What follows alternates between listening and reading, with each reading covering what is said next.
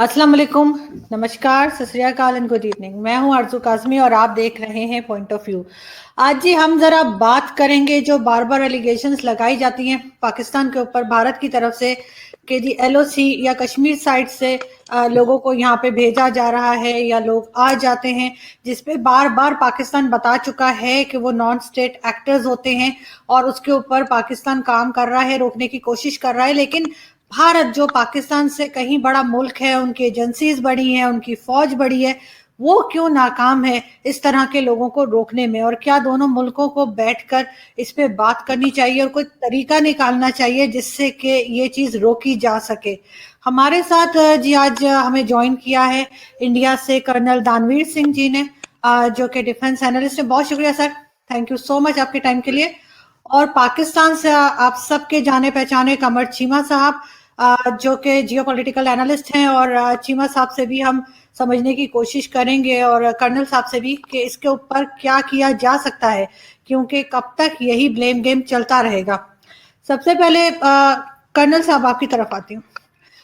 बहुत शिकायतें होती हैं भारत को, हमेशा हम देखते हैं कि आपके मीडिया में भी यही बात होती है, लेकिन क्या वजह है कि भारत जो है वो एक बहुत बड़ी कंट्री होते हुए, एक बड़ी फौज, एजेंसी, सब कुछ होते हुए अपनी सरहदों की हिफाजत नहीं कर पा रहा और उन लोगों को नहीं रोक पा रहा जो बकौल आप लोगों के नॉन स्टेट एक्टर्स जो हैं वो आपके सरहद में दाखिल होते हैं, चाहे वो मुजाहिद हों, चाहे जो मर्जी उनको कह लें, कोई नाम भी दे लें, लेकिन खैर गलत तरीके से जाते हैं और फिर ब्लेम पाकिस्तान पे आ जाता है, जबकि पाकिस्तान की गवर्नमेंट कई बार कह चुकी है कि वो ऐसा कुछ नहीं कर रही और ये स्टेटमेंट तक दी गई है कि हम उन्हें बिल्कुल ओन भी नहीं करते उन लोगों को जो इस तरह की हरकत करते हैं और भारत में दाखिल होते हैं। जी तो आखिरी बात से शुरू करूंगा। आप लोग तो अपने फौजियों को भी ओन नहीं करते हैं। कारगिल में, क्योंकि मैं तो लड़ाई भी लड़ी हुई है कारगिल की, तो आपके फौजियों को हमने दफन किया,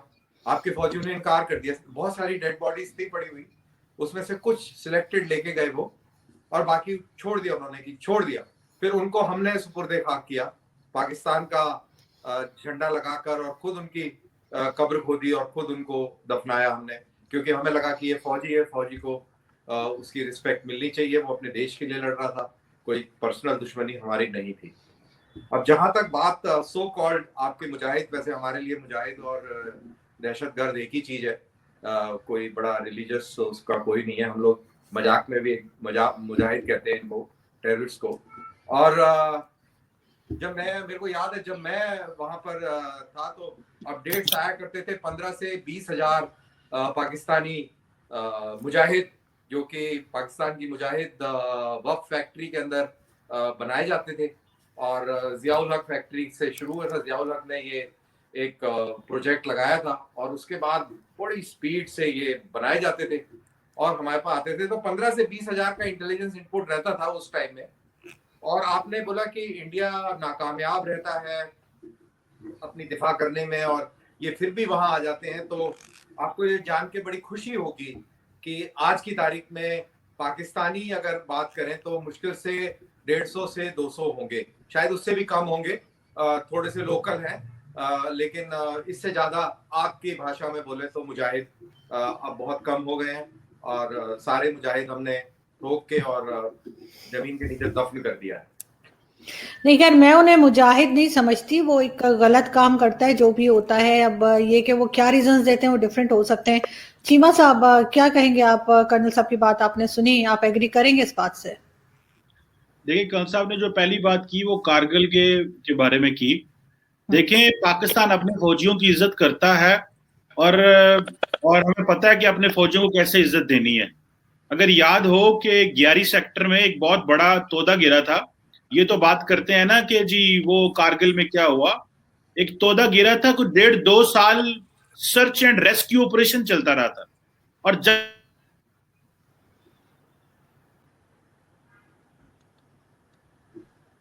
चीमा साहब आपकी आवाज नहीं आ रही। अभी आपकी आवाज आ रही है मेरी? जी, अभी आप प्लीज रिपीट कर दिएगा आप जो बात कर रहे थे। मैं जो बात कर रहा था वो ये कर रहा था कि कर्नल साहब बात कर रहे थे ना, आप अपने फौजियों को नहीं रिस्पेक्ट करते, ये तो मुजाहिदीन है। हमें पता है अपने फौजी की कैसे रिस्पेक्ट करनी है और एक एक पाकिस्तानी की रिस्पेक्ट होती है। प्रॉब्लम सिर्फ इतना है कि जब मैं, एक तो उन्होंने कारगिल की बात की, मैं एक छोटी सी मिसाल ये 2008 की देता हूँ, 9-10 की, जब 11 सेक्टर में कारगिल में एक तोदा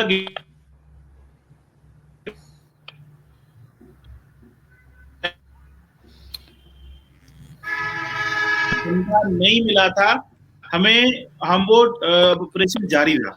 सो हमें पता है अपने लोगों की कैसे इज्जत करनी है और क्या करना है। मुझे पता है कि भारत का इस वक्त क्या मसला है। भारत का मसला कुछ और है। भारत को पता है पाकिस्तान से मुजाहिदीन नहीं आ रहे, और अगर आ रहे हैं तो इतने नकम्मे फौजी बैठे हुए हैं वहां पे, इतने नखट्टू बैठे हुए हैं कि जिनसे एलओसी के ऊपर से वो कंट्रोल भी नहीं कर सकते। इतना भी नहीं उनको उनसे होता कि आप ठीक ठीक। जी चीमा साहब, आपने जैसे कर्नल साहब की बात भी सुनी, तो आप क्या कहेंगे कि वाकई में यही बात है? वो तो कारगिल का भी जिक्र कर रहे थे कि हमने कुछ भी नहीं माना था, अपने फौजियों को भी ऑन नहीं कर रहा था पाकिस्तान। देखिए, पहली बात तो यह है कि वो कौन सा मुल्क होगा जो अपने फौजियों को ऑन नहीं करता, अपने सिविलियंस को ऑन नहीं करता। हम करते हैं ऑन। बस वो जारी बात है, भारत ने एक रेटरिक रखनी होती है, और भारत के अंदर आजकल एक नया प्रोजेक्ट चल रहा है, और वो प्रोजेक्ट पता है क्या आरजू? कि पाकिस्तान के कॉन्शियसनेस, जो कॉन्शियस है, जो जमीर है, और जो हमारी वैल्यूज है, उन पे हमला करो और पाकिस्तान को नीचा दिखाओ, और ये शो करो कि नहीं जी ये पाकिस्तानी तो है, ये तो कुछ भी कर जाते हैं, इनकी तो वैल्यू ही कोई नहीं है, ये तो लोगों की इज्जत ही नहीं करते। ये जनरल एक इंडिया के अंदर ये मैंने एक चीज देखी है कि पाकिस्तान के जो उनका कॉन्फिडेंस है उसके ऊपर हिट करो। ये कुछ अरसे से मैं नोट कर रहा हूं। तो पाकिस्तानियों को एग्जैक्टली पता है हमने क्या करना है, और हमें पता है इतनी बड़ी फौज और इतने बड़े दुश्मनों में हम सरवाइव कर रहे हैं, तो हमें अपने फौजियों की इज्जत करते हैं तो कर रहे हैं। मैं जो कल साहब बात कर रहे थे, मैं उसकी एक मिसाल दे दूं। 11 में जो एक सेक्टर है कारगिल का, वह सर्च एंड रेस्क्यू ऑपरेशन चलता रहा तकरीबन 1.5-2 साल, एक फौजी के चक्कर में, जब तक वो फौजी जो है वो मिला नहीं, क्योंकि एक वहां पे तोदा गिर गया था। तो 1 साल, 1.5 साल, 2 साल ऑपरेशन हम चला सकते हैं, इतना एक्सपेंसिव, आखिरी फौजी मिलने तक, और वहां यादगार भी बनी हुई है। कारगिल में तो जारी बात है, वो तो एक वहां पे तो एक सीन ही और था, और जो मुजाहिदीन गए होंगे उनका तो जारी बात है फौज को पता नहीं होगा, लेकिन सर जो फौजी गए थे उनका तो उनको एक एक फौजी लेके आए। हाँ, जो दूसरी बात कर रहे हैं एलओसी के ऊपर, मैं समझता हूं कि ये जब से ये एलओसी के ऊपर हुआ है, भारत का और पाकिस्तान का एग्रीमेंट हुआ है 2003 का, जो सीज फायर को फॉर्मुलाइज करा रहे हैं, तब से एक चीज तो सिक्योर हो गई जी, ठीक है दोनों फौजियां आपस में गोली नहीं चलाएंगे। लेकिन भारत ने एक दफा फिर करना शुरू कर दिया जी, वो देखो पाकिस्तान से लोग आ गए। भाई आपने इतनी फौजी वहां बिठाए हुए हैं, इतनी बड़ी मैन पावर है, आप कंट्रोल करें। अगर जा रहे हैं तो उनको पकड़े, और उनको जो है वो, अगर पाकिस्तान ने तो क्लियरली कहा हुआ है, इमरान खान ने कहा है कि अगर कोई शख्स पाकिस्तान से मकबूजा कश्मीर में जहाद करने जाएगा तो वो ही is not doing a service to the country. तो ये क्लैरिटी है हमें। हम अब इतने इनको, अब हम बार बार इनको तसल्लियां दिलाते लें, और जी नहीं नहीं हम तो करेंगे, नहीं जी हम तो नहीं कर रहे, नहीं जी हम तो नहीं कर रहे, हमसे ये चीज नहीं होती। हम बताएंगे कि अगर हमारी एक वक्त में पॉलिसी थी, अभी पॉलिसी नहीं है, बात खत्म हो गई। जो कश्मीर के अंदर विद इन ऑक्युपाइड कश्मीर जो ग्रुप है उनको आप डील करें। जिस तरह भारत डिस्प्रोपोर्शनेट वायलेंस कर रहा है वो हमें पता है, लेकिन पाकिस्तान की बड़ी क्लियर पॉलिसी है कि पाकिस्तान से कोई बंदा जिहाद करने इंडियन ऑक्युपाइड कश्मीर नहीं जाएगा। सिंपल। जी कर्नल साहब, पाकिस्तान ने इतना साफ साफ बताया है, फिर भी एलिगेशंस चल रही हैं, तो साथ बैठ के बात करके और इसके ऊपर काम एक साथ क्यों नहीं हो सकता कि इंडिया पाकिस्तान मिलकर इस चीज को रोके? देखिए, मजेदार बात यह है कि आप दोनों ने एलओसी देखी नहीं है, और आपको पता ही नहीं है कि वहां पे क्या है, कश्मीर का के नहीं मालूम है, और आप उस आदमी से बात कर रहे हैं जिसकी आधी जिंदगी वहां पर इन मुजाहिदीनों को कबूतर बनाते हुए निकल गई, और पता नहीं कितने ठोके होंगे और कितने कहाँ भेजे होंगे। जहां तक चीमा साहब की बात है कि वहां पे फौजियों की वो बहुत कदर करते हैं, और उन्होंने फौजी जो कारगिल के हैं वो फौजियों को ले लिया, और जो मुजाहिदीन थे उनको नहीं लिया और वो वहीं छोड़ दिया। तो चीमा साहब को ये पता नहीं होगा, क्योंकि उनके प्रोफेशन में ये चीजें नहीं होती। चाहे वो इंडिया का फौजी हो या पाकिस्तान का फौजी हो या दुनिया के किसी भी फौज का फौजी हो, एक आइडेंटिटी डिस्क पहन के ही लड़ाई लड़ी जाती है और सबके ऊपर एक आइडेंटिटी डिस्क होती है। तो जब इनकी डेड बॉडीज हमें मिली थी तो इनके बाजुओं में जैसे ताबीज बंधा होता है ऐसे ये बंधी होती है, एक बाजू में बंधी होती है डिस्क और एक गले में माले की तरह पड़ी होती है और उन पे उनका फौज का नंबर और ये वो लिखा होता है। और इनकी जो ग्रेव्स है कारगिल में, इनकी ग्रेव्स है, इनका रैंक, इनका नंबर वहां पे दर्ज है और ये जो डिस्क है ये हमारे आर्काइव्स में पड़ी हुई है। तो ये कहानी ना सुनाए कि आप कितनी भारी इज्जत करते हैं और क्या करते हैं। जहां तक हमारे यहाँ पे दहशतगर्दों का सवाल है वो हम अच्छी तरह डील कर रहे हैं। बहुत कम लेवल की दहशतगर्दी अभी कश्मीर में बची है और जो थोड़ी बहुत बची है वो हम कंट्रोल कर ही लेंगे, इसमें तो कोई शक नहीं है। जहां तक पाकिस्तान का सवाल है कि हम उनके जमीर पर हमला कर रहे हैं और उनकी फितरत पे हमला कर रहे हैं और हम वो करेंगे कि जो अभी तक हम करते आए हैं पिछले 70 साल से, तो हमें मालूम है कि आप वही करते रहेंगे। आपका जो बेसिस है, जो बिना है, वो एंटी इंडिया और हेट इंडिया। देखिए आपके मुल्क की जो तामीर हुई है वो हेट, हिंदू हेट पे बनी है, वो किसी बहुत हाई मॉरल स्टैंडिंग पर नहीं है। आपके लीडरान ने कोई अंग्रेजों से लड़ाई लड़ी ही नहीं, एक भी लीडर कोई जेल नहीं गया, एक भी लीडर ने कोई ऐसा आंदोलन या कोई ऐसा कुछ कार्रवाई नहीं करी जिससे अंग्रेज हिल पाए। आपका सिर्फ फोकस था हिंदू हिंदू हिंदू और हिंदू से अलहदा अपना एक मुल्क बनाना और आपका सर्वाइवल ही एंटी हिंदू एंटी इंडिया है। दैट इज वाई जब आप बड़ी बड़ी बातें करने की कोशिश करते हैं वो एकदम खोखली हो जाती है, क्योंकि आपके मुल्क में एक मियां मिट्टू है जो कि छोटी छोटी बच्चियों को 12 साल की, 13 साल की, 14 साल की लड़कियों को ये जाहिल जो लोग हैं उनको उठा के ले आते हैं और उनके साथ में रेप करते हैं। कुछ तो शर्म करो यार। और अभी 50वीं सालगिरह हो रही है बांग्लादेश की, आपको मालूम है 3 लाख औरतों का रेप किया था आपके फौजियों ने और उसके 1 लाख नाजायज औलाद पैदा हुई थी जो यूनाइटेड नेशंस में दर्ज है एज वॉर चिल्ड्रन। तो कुछ तो शर्म करो। हमें कोई फर्क नहीं पड़ेगा, हमें तो मालूम है कि क्या है और हम किस पड़ोसी के साथ डील कर रहे हैं, हमें कोई फर्क नहीं पड़ेगा। आप अपने मुल्क को देखिए, आपका मुल्क नीचे जाते जा रहा है। बांग्लादेश दुनिया की फास्टेस्ट ग्रोइंग इकोनॉमी है आज की तारीख पे। एशिया की करेक्शन 7% जीडीपी रेट से बढ़ रही है, इंडिया से आगे है। वो इसीलिए आगे है क्योंकि वो कश्मीर नहीं करते। जब आपके साथ में ईस्ट पाकिस्तान बने हुए थे वो, तब वो भी इसी पागलपन में लगे हुए थे। अब खैर आपसे निजात मिली है उनको, अब वो इंसानों की तरह रह रहे हैं, उनकी जीडीपी बढ़ रही है और उनकी जो उसके अंदर हम इंफ्रास्ट्रक्चर डेवलपमेंट कर रहे हैं। जापान भी आ रहा है, चाइना भी कर रहा है और बड़े आराम से जिंदगी जी जा रही है, कोई इशू नहीं है। 26 तारीख को मोदी जी जा रहे हैं, जरूर देखिएगा। जी माता, आप देखेंगे मोदी जी को? देखेंगे, मैं तो मोदी जी को रोज देखता हूँ। देखें, दुश्मन को जितना समझेंगे उतना ही बेहतर है, एक बात। और दूसरी बात ये है कि देखें, आप कश्मीरियों को कबूतर बनाते हैं, वो आपको खरगोश बनाते होंगे। कश्मीरियों की और आपकी लड़ाई चल रही है क्योंकि एक इंडिजिनस स्ट्रगल कश्मीर में हो रही है एंड वी सपोर्ट। देखें, कश्मीरियों को आप कोशिश कर रहे हैं, कुछ नहीं हो रहा।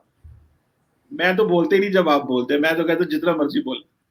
देखें, आप कश्मीरियों को कबूतर बनाते हैं, कश्मीरी कहते हैं हम इंडियन फौज को खरगोश बनाते हैं वहां पे, और वो खरगोशों की तरह जो जैसे खरगोश बिल में घुस जाता है ना, इस तरह फौजी गायब होते हैं इंडियन। ये कश्मीरी कहते हैं हमें तो नहीं पता, आप तो गए हैं वहां पे, आपने पता नहीं वो कबूतर बनाया,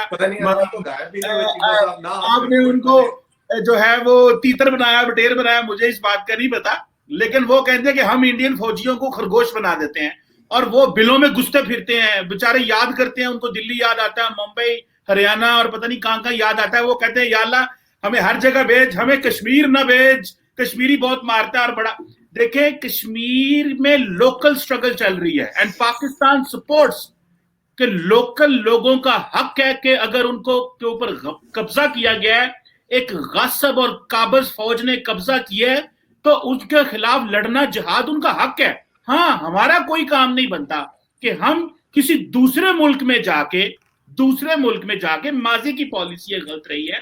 देखिए, मैं मुझे कोई बुरा नहीं लगता एक्सेप्ट करने में। मैं समझता हूं जिहाद वो है जब रियासत करती है। जिहाद वो नहीं होता कि जत्था उठे यहां से इधर चला जाए उधर चला जाए और कहे जी हम जिहाद कर रहे हैं। सो कश्मीरी जो गन उठाएगा और लड़ रहा है आपसे, वो कहेगा कि भाई मेरी जगह पे कब्जा किया हुआ है इतनी फौज बैठी हुई है, तो वो एक लोकल स्ट्रगल है। बाकी कल साहब बात कर रहे हैं हिंदू मुस्लिम की नफरत की, वो हमें पता है हिंदू मुस्लिम नफरत क्या होती है। हिंदू मजहब तो इतना इनसिक्योर हो जाता है कि मुसलमान लड़का लड़की से घूमे तो कहते हैं नहीं नहीं लव जिहाद हो गया भाई, ये हिंदू मजहब जो है वो तो अब तो खतरे में पड़ गया, इस लड़के को इसके साथ नहीं घूमना चाहिए, ये लैदा हो जान, एक कट्ठे ना फिरन, साडा मजहब खतरे च पै जाना।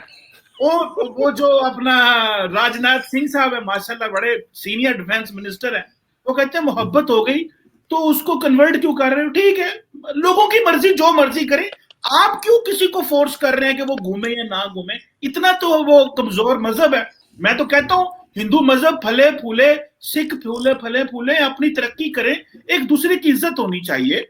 और रही बात बांग्लादेश की, देखिए गलती मानेंगे तो आगे चलेंगे। जो गलतियां हमसे हुई हैं, हमने ये जो इंडिया ने प्रोपेगेंडा किया रेप का, वॉर चिल्ड्रन, पता नहीं क्या क्या, हम ये सब प्रोपेगेंडा था। हाँ गलती हुई, उनको उनका पॉलिटिकल राइट मिलना चाहिए था, उनको उनका शेयर मिलना चाहिए था, तो ना आगे अब जाते, हम पीछे रह गए क्योंकि हम और पंगों में पड़ गए। बांग्लादेश हमसे आगे निकल गया, इंडिया हमसे आगे निकल गया, हम और चीजों में रह गए, हमें उन चीजों में नहीं। मैं कल साहब इस बात पे एग्री करता हूं, इस चीज पे, क्योंकि देखें दुनिया में अगर आपने तरक्की करनी है तो तरक्की के जाविये बदल चुके हैं, आपको समझना पड़ेगा। मैं पर्सनली आई फाइंड कि भारत बिल्कुल ठीक लाइन पे जा रहा है। देखिए इस वक्त क्वाड में सबसे इंपॉर्टेंट मुल्क भारत है और सबसे बड़ा बेनिफिशियरी भारत है। So I should appreciate the Indian political leadership, और उनका जो विजन है मुझे उसको अप्रिशिएट, मैं तो सबसे ज्यादा अप्रिशिएट करता हूं इंडियन मेडिकल कम्युनिटी को, जिन्होंने वैक्सीन बना के इंडिया का ग्लोबली स्टेचर हाई कर दिया। भाई जहां भी अच्छा काम होगा वो उसको अगर मैं अप्रिशिएट नहीं करूंगा तो I will be doing a dishonesty, जो मैं नहीं करना चाहता। हाँ जहां पे आप ये कबूतर खरगोश वाला मसला है वहां पे थोड़ा बहुत चलता रहेगा, वो थोड़ी बहुत इधर उधर हो जाएगी। कल साहब क्योंकि फौजी है, फौजी ब्लड है, उतू राजपूत ने ते जारी गल है, फिर जिदू भारत कश्मीर की गल होएगी ते ब्लड प्रेशर ते हाई होएगा। नहीं कोई नहीं, साडा ब्लड प्रेशर ਤੁਹਾਨੂੰ ਵੇਖ ਕੇ ਬਿਲਕੁਲ ਹਾਈ ਨਹੀਂ ਹੁੰਦਾ, ਤੁਸੀਂ ਹੁਣ ਮਿੱਤਰ कैटेगरी ਚ आ गए हो। लेकिन आपने बात अच्छी करी। मैं एक दो चीज और क्लियर करो क्योंकि आपके लोग देख रहे हैं। आपने कश्मीर के ऊपर हमारे कब्जे की बात करी और ये पता नहीं हजारों बार बात हुई होगी। फिर आपने रेप चिल्ड्रंस की बात करी, जो मैंने करी, आप कहते हैं ये प्रोपेगेंडा है। और तीसरा आप आशिकी में चले गए, हिंदू मुस्लिम आशिकी में, तो उसको मैं छोड़ दूंगा, आशिकी का टॉपिक नहीं है आज हमारा, लड़ाई भिड़ाई का है।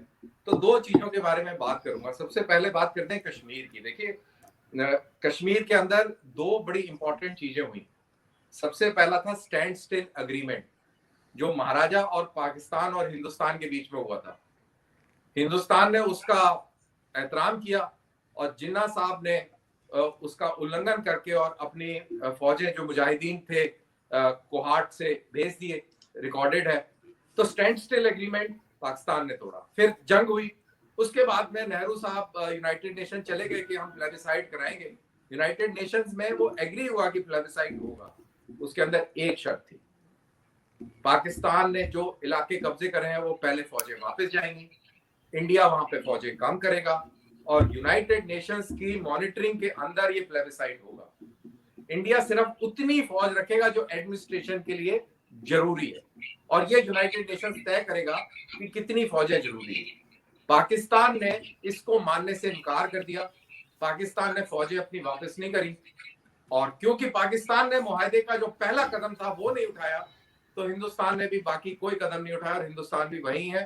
प्लेबिसाइड अब पुरानी हो गई क्योंकि जुल्फिकार अली भुट्टो ने ये माना और लिखित में माना, ये हवा में बात नहीं है, राइटिंग में है कि ये बायलैटरल मैटर है और ये अब हम आपस में बैठ के सुलझेंगे। जहां तक कश्मीर के अंदर सो कॉल्ड जिहाद और उसकी बात है आजादी की, तो ये मसला जो है बहुत पुराना हो गया। वहां के लोग बहुत दुखी हो गए इस बकवासबाजी से। और कश्मीर, आप लोगों को तो पता ही नहीं है कि कश्मीर में क्या है, क्या होता है कश्मीर, क्योंकि आप तो सिर्फ वो नक्शे पे थोड़ा सा टुकड़ा देखते हैं, आपको लगता है पूरा कश्मीर है। तो ये पूरा कश्मीर नहीं है। कश्मीर एक डिवीजन है, छोटा डिवीजन है, एक रजौरी पुंछ जम्मू डिवीजन है और जम्मू पुंछ रजौरी डिवीजन में अक्सरियत दोनों डिवीजनों में मुसलमानों की है।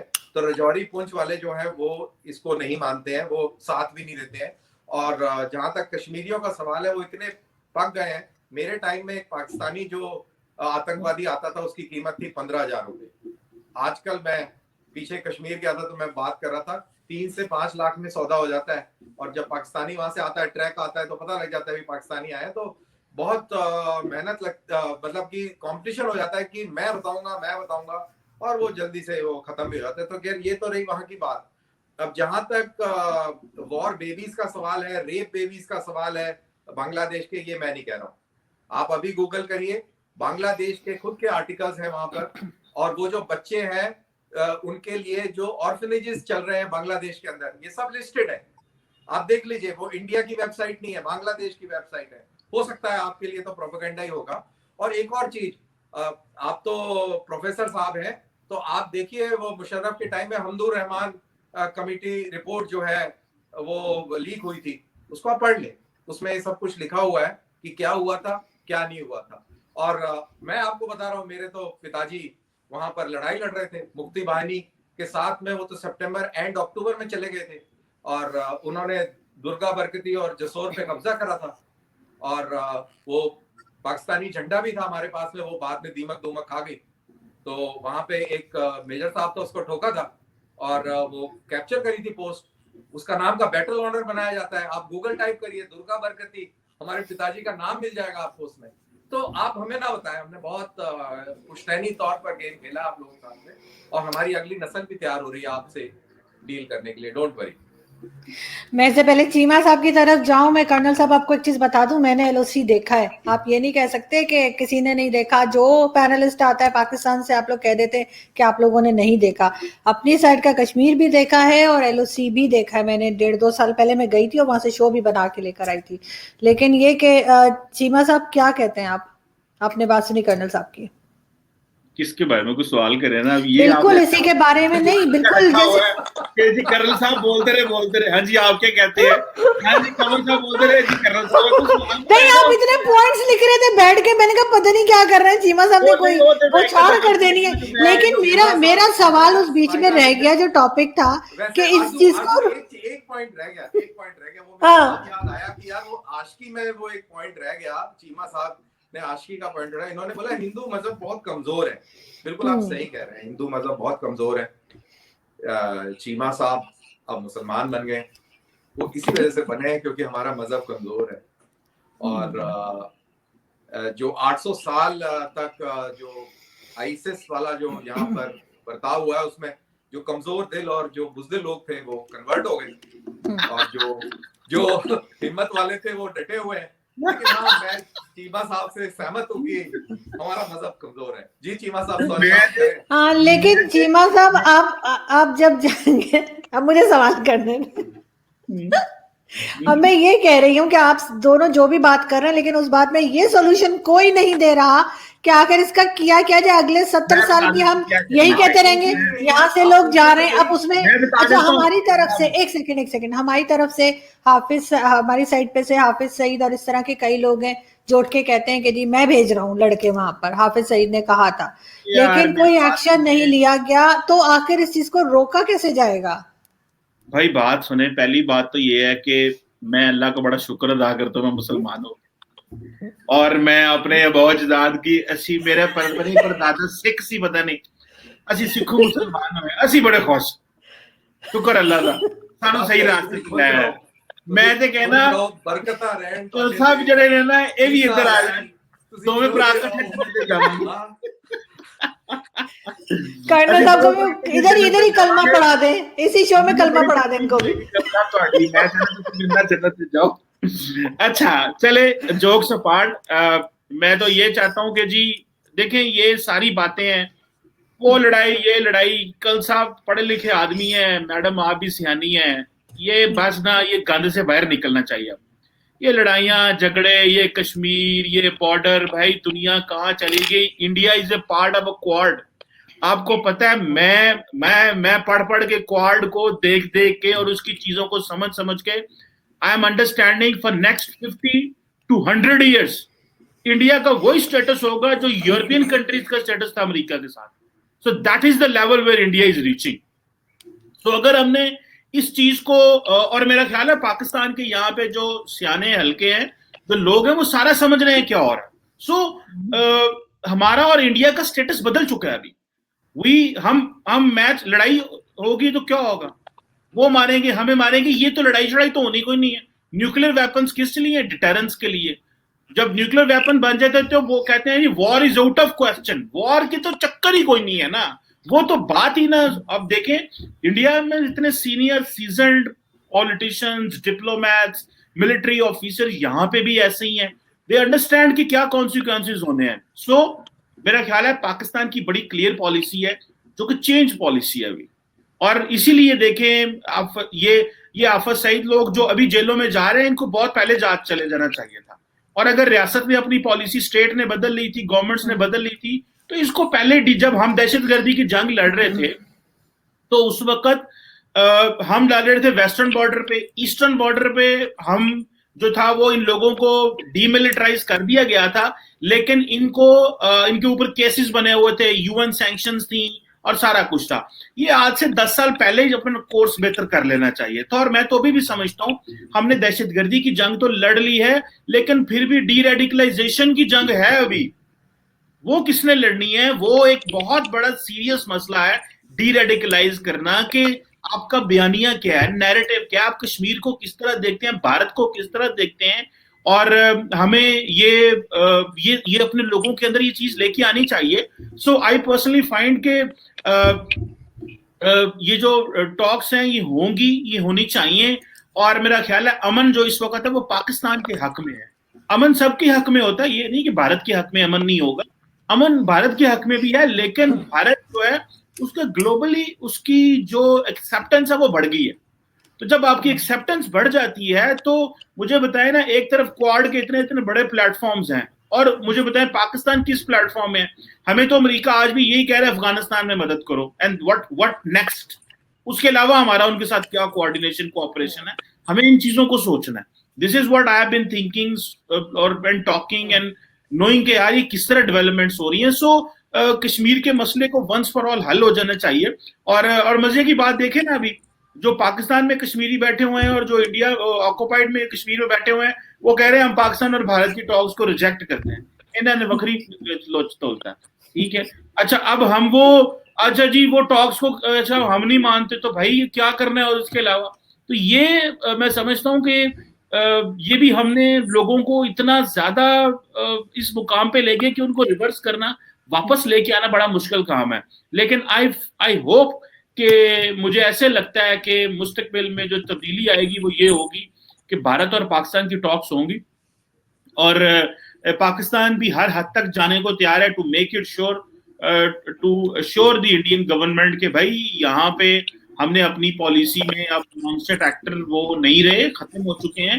So let's work and let's help each other in making piece. That's it, this is what I saw. और ये बस होना चाहिए, हम तंग आ गए हैं यार ये लड़ के और इस तरह ये सारी चीजें। कर्नल साहब, क्यों भारत की तरफ से ये इंप्रेशन मिलता है कि वो चाहता है कि पाकिस्तान जो है FATF की ग्रे लिस्ट से ब्लैक में चला जाए, या कम से कम ग्रे में तो रहे ही। बार बार ये बात की जाती है, चाहे मीडिया टॉक हो, चाहे आपके पॉलिटिशियंस हो। ऐसा कमजोर पड़ोसी अगर हो गया आपका, तो भारत के लिए भी कुछ अच्छा तो नहीं साबित होगा, उसके लिए भी मजबूत और अच्छा पाकिस्तान ही भारत के लिए भी बेहतर होगा। देखिए जो मीडिया में आता है वो गवर्नमेंट की वही पॉलिसी है, दैट आई डोंट नो, क्योंकि मीडिया के अंदर कंपल्शंस अलग होते हैं, और वो आप भी जानते हैं, चीमा साहब भी अच्छी तरह जानते हैं। And you are very right कि पड़ोसी अगर कमजोर होगा तो उससे और मसले पैदा होते हैं, और बहुत सारे मसले पैदा होते हैं। अगर पाकिस्तान के अंदर इंडस्ट्रियलाइजेशन हो, खुशहाली हो, और एक तरक्की याफ्ता मुल्क हो, तो अपने आप दहशतगर्दी भी कम हो जाती है। उस तरफ फिर बच्चों का जो रुझान है वो उस तरफ नहीं होता है, फिर प्रोग्रेस की तरफ होता है, इकोनॉमिक्स की तरफ होता है, डेवलपमेंट की तरफ होता है। तो ऑटोमेटिकली पूरा परसेप्शन और कॉम्प्लेक्स पूरी चीज का बदली हो जाता है। तो इसलिए हम लोग इन इंडिया जब हम लोग ऐसे स्ट्रेटेजिकली सोचते हैं, जब इसकी बात करते हैं, और मैं आपके इस पे बता रहा हूँ कि जब भी कभी इन ऑफिशियल कैपेसिटी ऑल्सो भी जब हम डिस्कस करते थे पाकिस्तान को, तो ये हमारा वो रहता था कि this country should be democratically strong, and economically prosperous. अगर ऐसा होगा तो बाकी चीजें अपने आप कम हो जाएंगी, क्योंकि पैसे है नहीं, गरीबी ज्यादा है, तो फिर आप मजहब का सहारा लेते हैं, फिर आप उस तरीके के नारे लगाते हैं और लोगों को बेवकूफ बनाते हैं। और कौमें जब बेवकूफ बनती हैं तो कौमें बेवकूफ बन जाती हैं, और कौमों को चलाने वाले जो है मोटे हो जाते हैं, बड़े बड़े हो जाते हैं। ये सिर्फ पाकिस्तान की कहानी नहीं है, ये सब जगह की कहानी है। ये हिंदुस्तान में भी कहानी चलती है ऐसे कभी कभी, लेकिन हमारे यहाँ पे द गुड पार्ट इज की डेमोक्रेटिक इश्यूज, डेमोक्रेसी इतनी स्ट्रांग है कि ये ज्यादा देर चलती नहीं, बट जहां जहां चलती है वहां पे नुकसान है। देखिए बर्मा में क्या हो रहा है, आप लोगों ने बर्मा के फौजी नहीं देखे होंगे, हमने तो देखे हैं, वहां भी बॉर्डर पे रहे हुए, बहुत बुरा हाल रहता है बेचारों का। आप मानेंगे नहीं, वो फौजी पेट्रोलिंग करने आते हैं तो चप्पलों में आते हैं, उनके कपड़े बुरे हाल होते हैं। कई बार तो हम उनके फौजियों को कपड़े दे देते हैं कि यार तेरे तो कपड़े ही फटे हुए हैं बिल्कुल एकदम, इतना बुरा हाल है। उनको तनख्वाहें नहीं मिलती 3-3 4-4 महीने तक, ये हालत हो गई। ये मुल्क ऐसे मुल्क हो जाते हैं अगर आप उनके लोगों की विल के हिसाब से अगर उस मुल्क में काम नहीं होता है, तो बिल्कुल ये गलत बात है कि हम ऐसा चाहते हैं कि पाकिस्तान कमजोर हो और जहालत की तरफ ही रहे, ऐसा हम बिल्कुल नहीं चाहते हैं। और मीडिया में अगर ऐसा नैरेटिव आपको मिलता है तो आई कैन अश्योर यू, मैं गवर्नमेंट का हिस्सा भी रहा हूँ, गवर्नमेंट की एजेंसीज का, तो हमारे यहाँ कभी भी इस तरीके की डिस्कशन नहीं होती, कि हमारा बेसिस यही रहता है कि हम यही कहते हैं कि काश पाकिस्तान के अंदर डेमोक्रेसी होती और ये पाकिस्तान एक वाइब्रेंट इकोनॉमी होता तो कितना फर्क पड़ जाता। बिल्कुल ठीक। चीमा साहब, बहुत बार ये बात इंडियन मीडिया में भी और वैसे भी उनके पॉलिटिशियन से भी हम सुन चुके हैं कि वो कहते हैं कि जी कश्मीर का जो इशू था वो एक तरह से उनके हिसाब से खत्म हो गया है, क्योंकि उन्होंने 370 हटा दिया और बस किस्सा खत्म, अब वो उन्होंने अपने साथ ही कर लिया है कश्मीर को, जो भी वो कहते हैं। और पाकिस्तान से हम अभी भी यही रिएक्शन हमारे यहाँ से जाता है कि नहीं जी, हम जो है वो मुसलमानों के लिए, या हम जो है वो ह्यूमन राइट्स वाले बनकर, और इसलिए हम बात कर रहे हैं कि उनके ऊपर जुल्म हो रहा है कश्मीरियों के ऊपर, ये हमारी तरफ से जो बात की जाती है। लेकिन यही चीज हमारी उस वक्त कहाँ चली जाती है जब चाइनीज मुस्लिम्स की बात होती है, जब ये कहा जाता है कि उनको किस तरह से उनके ऊपर जुल्म हो रहा है, उन्हें मारा पीटा जाए, उस वक्त हमारा इस्लाम, हमारी कंट्री का, हमारे पॉलिटिशियंस का कहाँ उड़ जाता है। देखिए ये ठीक है, दो बातें हैं। पहली बात तो यह कि कश्मीर डिस्प्यूटेड टेरिटरी होने की वजह से इंडिया यूनिलैटरल कोई फैसला नहीं कर सकता, लेकिन अगर जारी बात है इंडिया का वहां पे कंट्रोल है, तो अगर वहां पे कोई कॉन्स्टिट्यूशनल चेंजेस या इस तरह की चेंजेस करता है तो वो फॉर अ मोमेंट तो कर लेता है, लेकिन जारी बात है उसके कॉन्सिक्वेंसेज होंगे। और कॉन्सिक्वेंसेज किस तरह हो सकते हैं कि जब देखिए, जब भारत और पाकिस्तान की टॉक्स होंगी, वहां पे फिर डिस्कशन होगी, नहीं जी आप इसको पीछे करें, वो कहेंगे नहीं हम तो नहीं करेंगे। तो ये मेरा ख्याल है कि जो नेक्स्ट पाकिस्तान और भारत की टॉक्स होंगी वो बड़ी इंटरेस्टिंग होंगी, क्योंकि ये फर्स्ट टाइम इन्होंने कश्मीर का स्टेटस बदल दिया हुआ है। तो बात बड़ी इंटरेस्टिंग डिस्कशन होगी कि आप आइंदा यहां से कैसे जाना है। तो भारत ने अपना एक वो ले लिया है कि जी हम तो तब्दील नहीं करेंगे, सारी बात है, वो उनके पास एक कंट्रोल है, वो कर सकते हैं, कह सकते हैं। और दूसरा, दोनों मुल्कों के दरमियान बायलैटरल इशू है। पहले ये कौम मुत्तहिदा के लेवल्स पे चलता रहा, फिर शिमला एग्रीमेंट में बायलैटरल हो गया, फिर बायलैटरल से भी इन्होंने यूनिलैटरल कर लिया।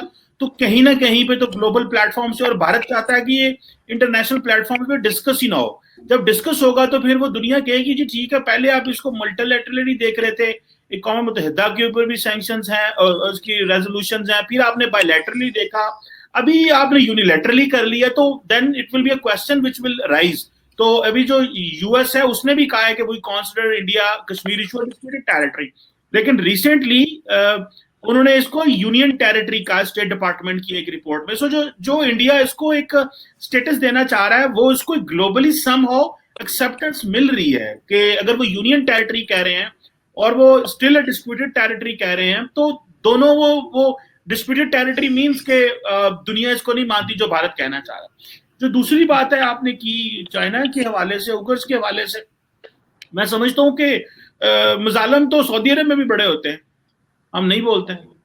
मजालम तो मिडिल ईस्ट में भी बहुत होते हैं, ह्यूमन राइट्स तो वहां भी बड़ी वायलेशन हो रही है। वो उन्होंने पूरा बंदे ही पिघला दिया तुर्की में, जमाल खशोगी जी, बंदा अंदर बढ़िया, उन्होंने फाड़ के शाह पाई, बंदे ही पिघल गया। तो वो बदे खा गए। तो सारी दुनिया ने क्या तू है की कीता ते मतलब हम तो खामोश रहे। हमने कहा ठीक है भाई इंटरनल मैटर है और जो रोग एलिमेंट्स हैं वो कर लेंगे। तो मतलब ये देखे मेरा ख्याल है ये पॉलिसीज होती हैं। अगर आपने अमेरिका भी नहीं बोलता कई जगहों पे और कई जगहों पे बोल पड़ता है। सो हम जो अपने मतलब के एरिया है वहां ज्यादा बोलते हैं, जो तो जहां पे ताल्लुकात ठीक है वहां पे हम कम बोलते हैं। हकीकत तो यही है, जो सच्चाई है वो तो यही है। तो चीन के ऊपर तो मैं पर्सनली भी बोलता हूँ कि अब सारी बात है पाकिस्तान और चाइना के जो ताल्लुकात का लेवल है, इमेजिन करें अगर पाकिस्तान की फॉरेन ऑफिस यहाँ पे सिंकियांग के बारे में कहे, चाइनीज मुस्लिम के बारे में वी आर वेरी कंसर्न, अगले दिन तमाशा लग जाए मुल्क में। ठीक है देखो ये क्या हो गया कि वो कहेंगे जी हमने मुसलमान हम वहां में तो सब कुछ ठीक है। सो फॉरेन ऑफिस की स्टेटमेंट आए तो आप इमेजिन करें कि क्या एनवायरनमेंट किस तरह का होगा अगले दिन का। तो the level of cooperation understanding उनके हमारी चीन के साथ है। तो ये तो फिर है चलता है जी। ये तो एक तरफ तनकीद करना आसान है, दूसरी तरफ तनकीद करना मुश्किल है क्योंकि ताल्लुकात हैं। This is what I accept. हम इस पे नहीं बात कर सकते, बस बात खत्म। मैं क्या कहूँ इसके अलावा और इसके अलावा और मैं क्या सकता हूँ, इतना कुछ कह दिया। बिल्कुल सी लास्ट कमेंट कर्नल साहब आपकी तरफ से। खतरनाक हुआ हूँ अपने ओपिनियंस में वैसे। होना भी चाहिए सर, अगर बात करनी है तो खुल के करें, जिंदगी आनी जानी चीज है, कोई बात नहीं। खैर मुझे आप जितना मरने के शौक नहीं है। जितना आपको मरने के शौक है मुझे इतना नहीं है। मैं बात करना चाहता हूँ लेकिन मैं जिंदा भी रहना चाहता हूँ। सो आई वांटेड टू जो लोग सुन रहे हैं वो समझ जाए चीमा साहब असल में क्या सोचते हैं। वो बेसिकली सोच के ऊपर मारा जाता है, बोलने पे नहीं। मैं मजाक कर रही हूँ, बिल्कुल हिफाजत से रहिए। हाँ। एक पॉइंट कह लो, मैं समझता हूँ कि हम सारे लोग बात करते हैं और हमें बात करनी चाहिए, लेकिन हमें इस तरह बात नहीं करनी चाहिए कि माहौल खराब हो। हमें लोगों को सेंसिटाइज कर देना चाहिए, उनको थोड़ा बता देना चाहिए, बाकी लोग अपनी ओपिनियंस खुद एस्टैब्लिश करें। लेकिन हमें बोलना जरूर चाहिए अपनी जो है, लेकिन एक दायरे में रह के बोले, ज्यादा बढ़ चढ़ के भी ना बोले ताकि बोलते रहे। मतलब